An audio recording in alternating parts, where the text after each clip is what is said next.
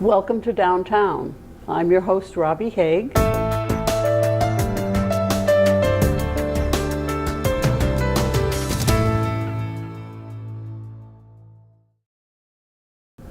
Today we are visiting with Samantha Gray, Park Ranger at the Cape Cod Canal Visitor Center in Sandwich, Massachusetts. Welcome to the show, Samantha. Thank you, Robbie. I'm so glad that you're here today. Well, it's fun. Yes. I've always loved the canal, as I'm sure a lot of people who come here really love the canal. That's why they're here. Tell me a little background on you, Samantha. Sure. Well, I work for the U.S. Army Corps of Engineers, so they're the agency that operates. Built the canal? Well, you know what's interesting? Our history goes back quite a bit at the canal. The U.S. Army Corps of Engineers are the agency that rebuilt the canal in the 1930s. And so you can actually learn more about that at the Canal Visitor Center. And so I work for that agency. They operate and maintain the canal today. And I've been with the U.S. Army Corps of Engineers for 19 years. And my main job at the canal is as an interpretive park ranger. So my job is to connect our visitors with our story, whether it's the history of how the canal was built and why it was built, to the environmental stewardship projects that are going on today, our natural resources, the recreational opportunities. Wow. So that's my job. There's a lot. Yeah. Yeah, it's not just a body of water out there. That's right. It's a great deal. So you are in charge of this building, really? Yes, so one of my main responsibilities is to manage the Cape Cod Canal Visitor Center. And we're open seasonally, May through October. So we generally open May 1st, open through the last weekend of October from 10 to 5. And what's great is this place is free. Wonderful. And though we're called a visitor center, we really are a museum. So people could come in and explore and interact. So we have exhibits for visitors of all ages. And you can learn more about the canal's history, our operations, our wildlife. You can learn how to tie knots. You can learn about some of the local fish. You can board a retired patrol boat. So we have a nice mix of that. So you have groups coming in that you talk to? We do. You know, our visitors are really broad. Some of them are, our local neighbors, our families that come once a week to visitors from around the world. But we also host plenty of groups. So every spring is our school field trip season. So we're lucky enough to have about 2,000 students, most of them elementary school, but we also have middle school and high school and college that come and visit us. And the rangers offer tours, guided tours for them as they come through. But we also welcome civic groups, scouting groups. So again, visitors of all ages come in. And the canal was rebuilt when? The canal was rebuilt during the 1930s. So originally the canal, when it opened in 1914, it was a private venture. So a private company received a charter from the state. They constructed it with private investments, and they opened in 1914 as a toll waterway. Financially, that canal failed, and the U.S. government wound up taking over, purchasing it in March of 1928. During the 1930s, the rebuild of the canal happened. That's when our bridges that span the canal today were built. The current width and depth of the canal all happened during the 1930s with New Deal funding. So a lot of that was National Industrial Recovery Act of 1933. So the canal is a New Deal project. Was this building here all of this time? That's kind of neat. I like, so the museum, the Canal Visitor Center, is in a Coast Guard boathouse.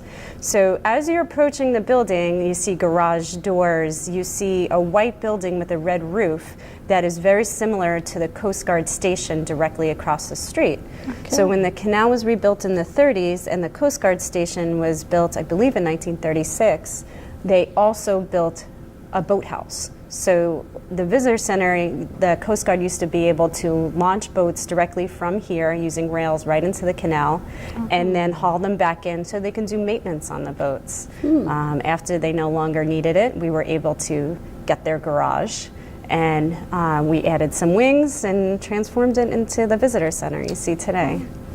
Visitor Center Museum. That's right. That's Very right. good. You have a boat in here that looks like it in dry dock forever. That's right. That's right. So the centerpiece of the visitor center is a patrol boat, a retired patrol boat named the Rainier. She's been up and down the canal for, well, she was used for about 25 years, so finally retired in 1994. And as most of our patrol boats are retired, often, those will be sold off to other folks that will use them. So, the boats have lives after lives. But this one became the centerpiece of our visitor center, and visitors can board it. I enjoy hearing the imaginative play that takes place. Lots of rescues happening on board the boat. And we also try with the boat to, get across some water safety messages, boating safety. Boating is For instance. Yeah, for instance. Always wear your life jacket to start. So we have plenty of life jackets in different sizes for you to try on. When you open up some of the different cabinets on board, you'll see some required as well as recommended safety equipment to have on board. Just little messages, reach, row, throw, don't go. What that means, if somebody falls into the water, you can try to reach for them, row to them, throw something to them, but jumping right into the water can cause you to become a victim as well. So just little water safety messages on there, as well as what our patrol boats do today. We have a retired patrol boat in the visitor center, but we have active patrol boats as well that patrol up and down the canal, not only enforcing rules and regulations, but rendering assistance to vessels that need it. And the canal has quite I'm trying to think of the word, current. It Quite does. an unbelievable current. The canal has a really strong current. So many canals that you see have locks, and that will help control that current in the waterway to make it safe for vessels, kind of act like elevators. The Cape Cod Canal is a sea level waterway, so it does not have anything controlling those currents, and they are tidal currents. And the reason why we have such a strong current is because the tides in Cape Cod Bay, which are on the northeast end of the canal, and the tides in Buzzards Bay, which is on the southwest end, they're different. They're different in their timing, so when it's high tide and low tide, and they're also different in their range, how much they change between high and low.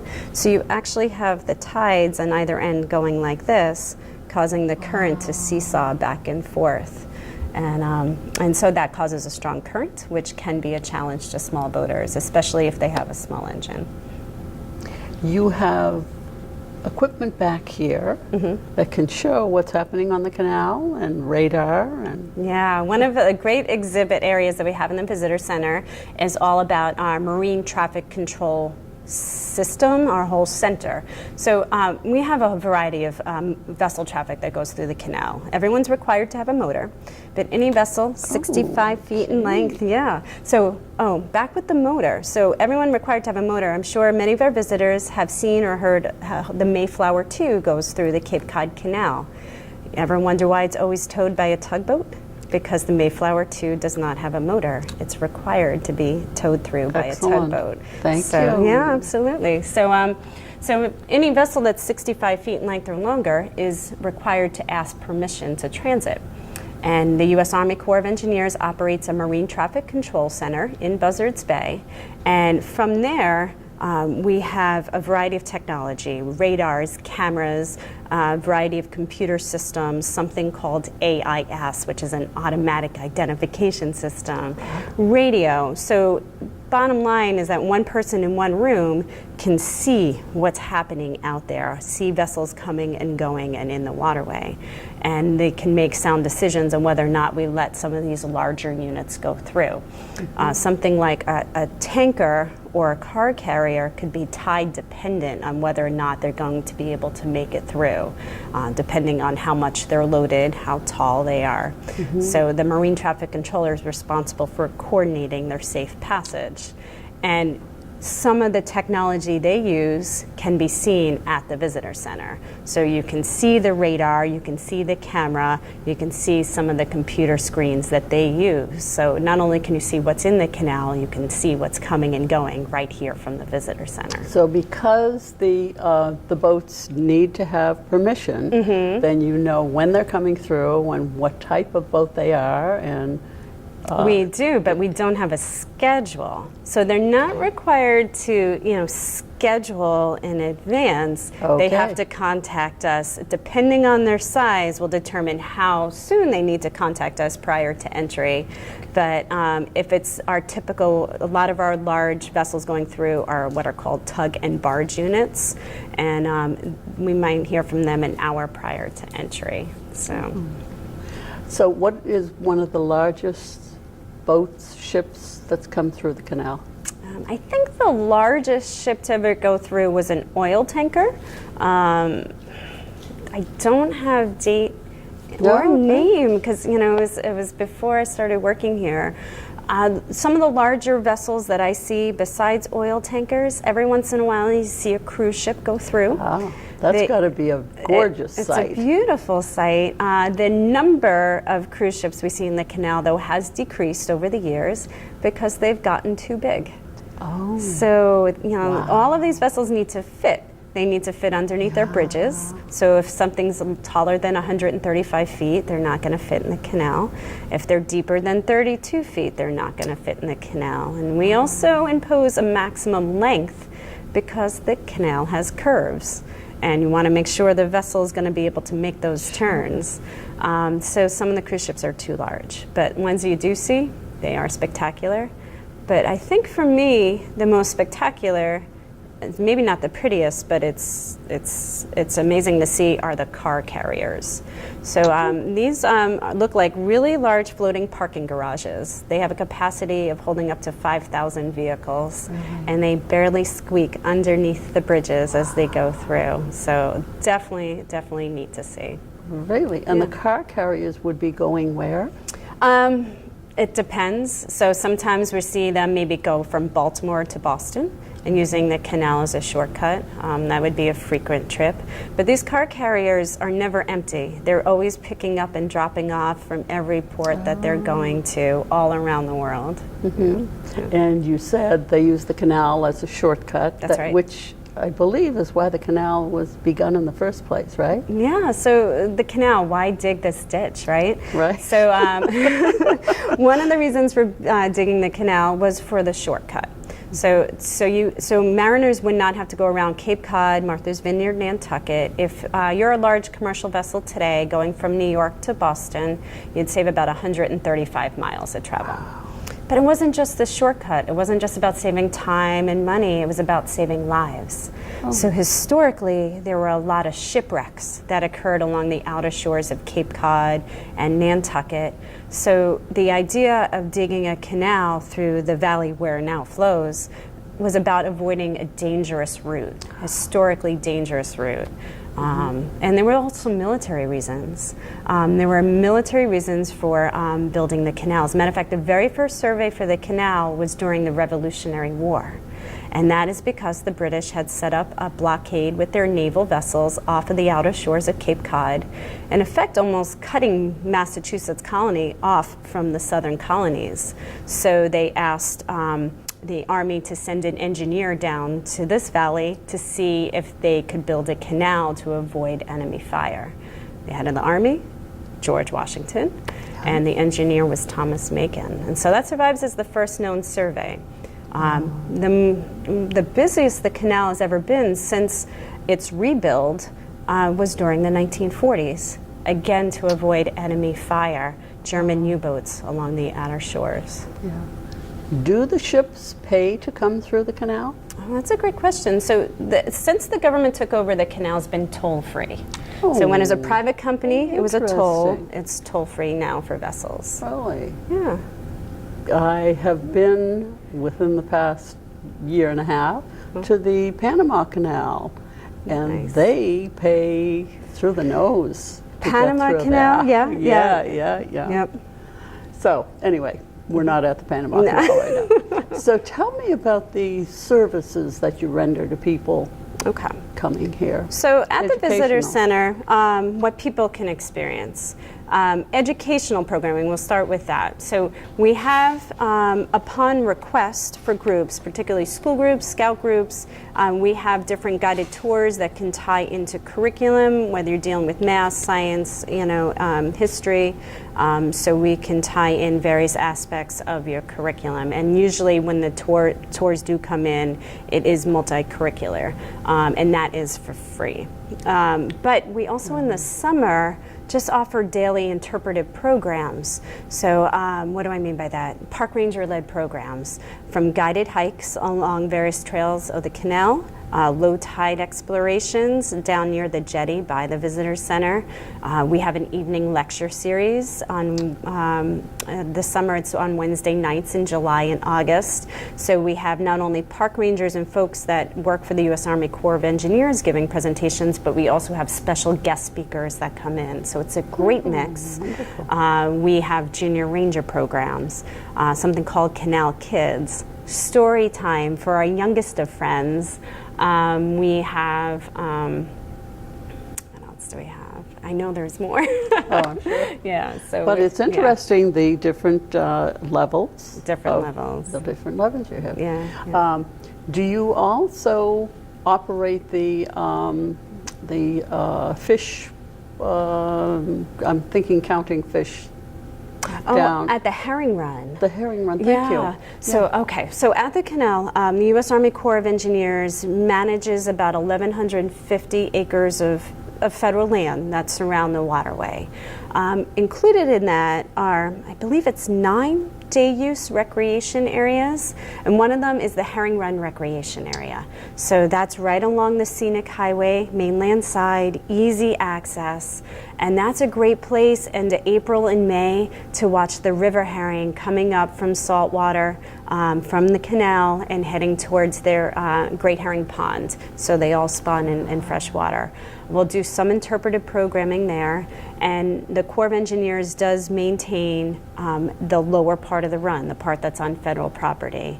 As it continues its way up towards the pond, then the state will, Marine Fisheries with the town of Bourne will help manage the rest of the run. And so that actually is a kind of a neat thing to bring up. So nobody does anything alone. So the U.S. Army Corps of Engineers, a lot of people will ask, what's our relationship with the Coast Guard? What's our relationship with the Environmental Police, with Marine Fisheries? We work with them to help manage our resources, to help make sure people are safe on the waterway, to help make sure our facilities are secure. So it is an overlapping jurisdiction, and we work closely with the local police, with the Coast Guard, with Marine Fisheries. It's amazing what we don't know about you. Yeah. You know, like I said, it's just not a body of water out there. Do you have volunteers working with you? So to make everything happen, so not just at the Canal Visitor Center, but also at all of our day use areas along the canal, there's a huge team of people that help manage the recreation areas, help manage the natural resources, help to maintain and operate the navigation infrastructure. So volunteers. Here at the Visitor Center, we could not do what we do without volunteers. We have a combination of local volunteers as well as work camper volunteers. So people will give them an RV site in return for volunteering so many hours a week to help us in the operation and maintenance here at the Visitor Center. But we have various volunteer groups throughout the year that will help us with cleanups along the canal, help us with different pollinator gardens we've been working on. I had a volunteer this year help build a beehive for us as part of our pollinator management plan along the canal. So we heavily rely on volunteers and work campers. So you go to our recreation areas and you see our restrooms. How are they so clean? We have park attendants. These are work campers, people coming from all over, and they help maintain our day use areas in return for a small amount of money, but also those RV sites along the canal. And of course you have two sides to the canal, We not do. only in Sandwich. That's right. That's right. The canal cuts right through the town of Bourne and a little bit of Sandwich, and so we are managing on both sides sides of the waterway. And, you know, in addition to the volunteers and the park attendants, we have seasonal staff that come in. So the visitor center, we have college students or recent college students often working as temporary park rangers for us, doing a lot of the programming. So you might run into them. And then just the staff with the U.S. Army Corps of Engineers. The public generally see the park rangers because we're out there.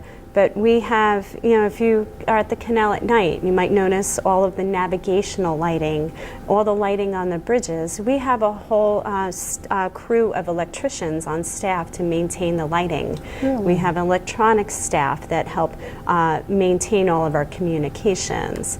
We have engineers, obviously, Right. to help maintain the bridges. The U.S. Army Corps of Engineers is responsible for the Bourne, the Sagamore, and the Railroad Bridge. We have our administrative staff, and then of course people will see our patrol boats out, so our marine operations staff, and then our marine traffic controllers. Really? So Nothing is as simple as it looks. no, not at all. And Yeah. you had mentioned earlier too that we people who bicycle and walk the canal need to know that those roads were put there for a reason. Oh yeah. So, you know, one of the really popular recreational opportunities along the canal are our service roads. The public refers to them as the bike path. And we have 13 and a half miles when you add both sides together of paved waterside flat roads that are built as service roads. So the U.S. Army Corps of Engineers built those so we can help maintain the navigation infrastructure. But we welcome the public to recreate along them. And so we have plenty of people coming to bicycle, to walk, inline skating. They might be pushing a stroller or walking their dog, and we welcome everybody. But they become really popular. You know, our annual visitation is about 3 million now. Wow. So our concern is safety. We want everybody to enjoy themselves and have a safe time. And with having these mixed users, multiple users, I just want to remind everybody to share the road. Keep it slow. Yes. Those service roads are not meant for, you know, making time and top speed. Keep it slow, especially around crowds. Remember, if you have wheels, you should yield to pedestrians. And also remember that you're probably going to see government vehicles on the road, whether it's electricians maintaining the lighting, maintenance working on perhaps the riprap or the rocks that line the canal, or park rangers patrolling. So yield to government vehicles as well. And have a good time, you know, Yes, but just really. play it safe. Yeah. Very good. Tell us a little about this little guy who's behind us here. Mr. Mink or All right. Mrs. Mink, Yeah, whatever. exactly. So we have a taxidermied American mink that's standing right behind you. The mink have made a recovery, a rebound along the canal in recent years. I find that amazing. Isn't I would it? never dream Yeah. there were mink in, the so canal. they are a type of weasel, and they have found homes in the riprap, the rocks that line the canal. There's great little nooks for them to hide in and protect themselves. There's great food source, rodents, fish. We've even seen them take down a seagull, Really? a black-backed gull once. Oh my goodness. So yeah, they've made a home. So don't be surprised if you see one. Very good. So their main source of food is? Well, I think they have a mixed diet. So, Okay. so years ago, you may have noticed that there was a large population of rats along the rocks. No, I And did not know that. But thank you for telling me. If you fish, you would know that. Okay. You don't see as many anymore. So that is a popular food source for them. But they also do like to eat fish, so they'll eat both. Yeah. And I'm sure people would rather see a mink than one of the other. Yeah. But I guess again, a reminder too that this is wildlife. Though they might remind you of a Absolutely. pet of a ferret, they are wildlife. So don't feed them, don't pet them, hug them, take them home. Yeah, Everything has rules and regs. that's right. Yeah. Well, it's for safety, you know. good. Yeah. And who is our other friend over here? Yeah, sure. Behind me is a common eider, and this is a female common eider. And if you spend any time during the winter along the canal, you're going to see rafts of them, which are large groups of them floating in the canal. This is south for them. So in the summer, they're up near the Arctic Circle. And then come winter time, when that freezes over, they'll come further south to open water, and they'll seek refuge in the protected waters of the canal. One of their favorite food sources are bivalves like mussels. Oh. So we have plenty of mussels. certainly have so plenty. they can dive down deep, grab the mussels, and actually crush them with their gizzards. Really? So they're not like seagulls that will fly overhead and drop them. They have beautiful down feathers to help insulate them. And again, this is the female. So this one beautiful is camouflage. It's got that model design. If you see the males, same size and shape, but it's a striking black and white in color. So you'll see them this winter if you're around the canal. Very good. Well, I love your surroundings. Thank you. I think you have one of the best views for a job that anyone could dream of. I have to agree. I have to agree. And you never know what you're going to see go by.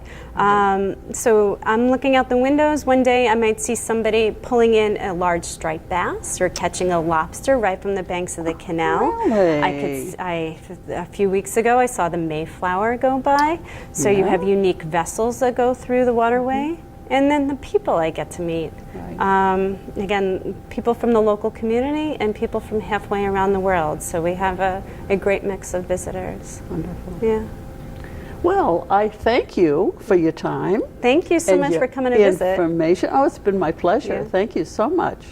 And you've been here 19 years. I still find that amazing. Me too. But thank you for welcoming us. My pleasure. And I letting look us forward. be here. I look forward to having everyone come visit. So thank you. Thank you very much. And thank you out there. This is your host for Downtown, Robbie Haig, and I hope to see you again real soon.